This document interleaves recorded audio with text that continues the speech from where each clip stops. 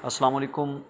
Government college of technology Lahore में कुछ jobs open हैं और इन पे आप अप्लाई कर सकते हैं। पोजीशन जो हैं वो यहाँ मौजूद हैं जी। इस्लामियात, math, physics, printing and graphic arts और computer information technology, chemistry and Chinese language.